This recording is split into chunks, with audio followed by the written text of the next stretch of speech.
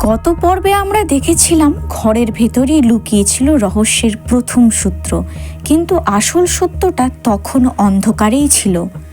এটা কালকের বিল, আর তুই বলছিস কাল কোথাও যাসনি। ওটা আমার কেন হতে যাবে? আমি তো কাল বাড়িতেই ছিলাম। যে চুরি করেছে তারও তো হতে পারে।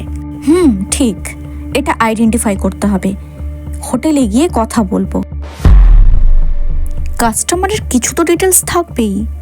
না, ওটা আমারই। কিন্তু এতে কি প্রমাণ হয়?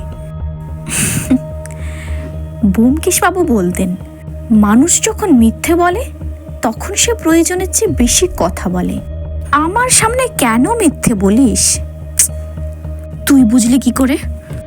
তোর গত পরশুর কথা মনে আছে? আমি তোর বাড়ি এসেছিলাম। আমি আর পারছি না, এত লোন নিয়ে ফেলেছি, শোধ করব কিভাবে? কি গয়না? আচ্ছা দেখছি। এই মেধা, তুই কখন এলি? এই তো এখনই। আয় ভেতর আয়।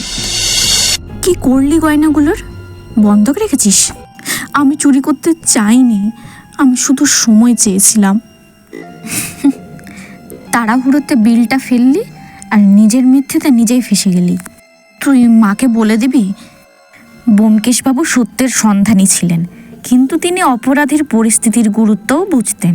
তুই গয়নাগুলো ফিরিয়ে আন, আমি সব সামলে নেব, কিন্তু আর কখনো আমার সামনে মিথ্যে বলবি না।